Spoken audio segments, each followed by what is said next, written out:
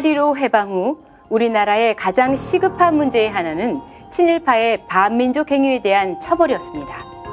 이승만 대통령과 새 정부는 정부 출범 직후인 1948년 9월 반민특위, 즉 반민족 행위 특별조사위원회를 구성했습니다. 그러나 같은 해 4월 3일 제주도에서 좌익 세력이 일으킨 4.3 사건의 파장이 계속되고 있었고 10월 19일에는 14연대 남로당원들의 반란을 시작으로 여수 순천 사건이 일어나 계엄령이 내려졌습니다. 이어 대구 유견대에서도 좌익 세력이 3차례에 걸쳐 반란을 일으켰습니다. 이런 상황에서 이승만 대통령은 이렇게 결정합니다. 현재 대한민국은 친일파 숙청보다 공산 세력 진압이 더 시급하다. 공산 세력을 먼저 진압하지 않으면 대한민국이 망한다. 그는 국회를 설득해 1949년 9월 23일 반민특위법을 개정함으로써 반민특위를 해체했습니다.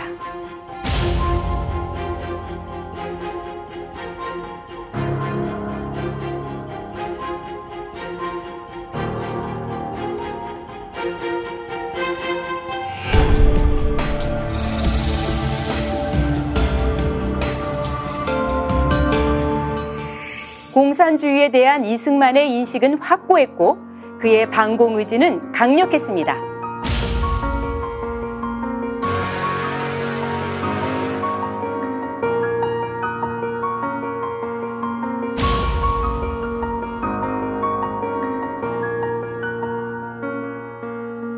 소련의 스탈린은 처음부터 한반도를 공산화시키려는 생각을 가지고 있었습니다. 2차 세계대전이 끝나고 우리나라가 해방되자마자 소련군은 신속히 북한으로 들어갔습니다. 부자들의 재산을 몰수하고 기독교인들을 핍박하면서 공산당 조직 구성에 속도를 냈습니다. 해방 후 불과 6개월이 지난 1946년 2월에는 북조선 인민위원회라는 사실상의 공산당 정부가 들어섰습니다. 북한은 남북분단의 책임이 단독 정부를 세운 남한에 있다고 주장하지만 실질적인 정부를 먼저 세운 것은 북한이었습니다. 김일성과 박헌영은 남한의 총파업, 군반란, 시위를 주도하며 끊임없이 혼란을 일으켰고 스탈린과 협력해 6.25 남침을 치밀하게 준비했습니다. 이승만이 1945년 10월 뒤늦게 귀국했을 때 이미 남한에는 박헌영의 조선공산당, 즉 남로당이 전국적으로 강력한 조직을 만들고 온 나라가 공산주의로 기울어가던 상황이었습니다. 공산 정권이 세워지는 것을 막고 좌익의 반란과 폭력을 진압하는 것이 가장 급하다고 판단했기 때문에 이승만은 대통령이 된 후 친일 동조자들에게도 공무원직을 맡겼습니다.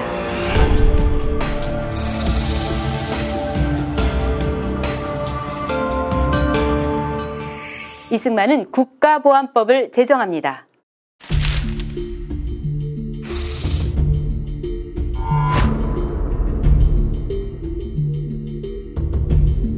당시까지도 박헌영의 남로당은 합법정당이었습니다. 법에 따라 미군정의 보호를 받으며 남한 공산화를 위한 활동을 벌이고 있었습니다.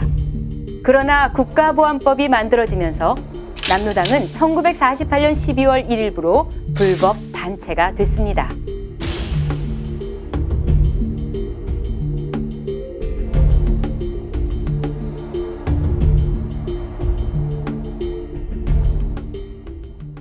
정부는 군 내부에 거미줄같이 침투해 있던 남로당원들을 적발하기 위한 대대적 숙군을 단행할 수 있었습니다.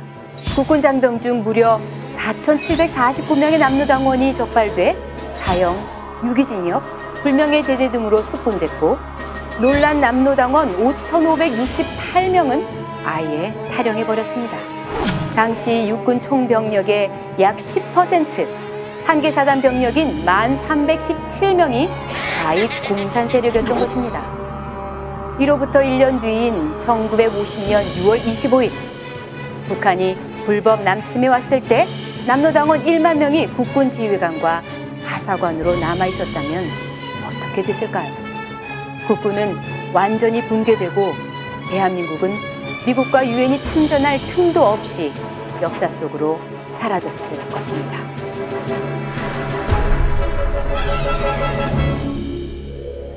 지금까지의 내용은 도서출판 휘선, 박윤식 저, 대한민국 근현대사 시리즈의 내용을 간략하게 정리한 것입니다.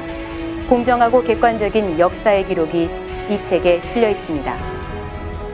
대한민국의 근현대사, 옛날 얘기가 아니라 바로 오늘의 이야기입니다. 6.25 전쟁 직전 670일의 기록과 현대사 비극의 시작, 여수 14연대 반란편도 시청하시기 바랍니다.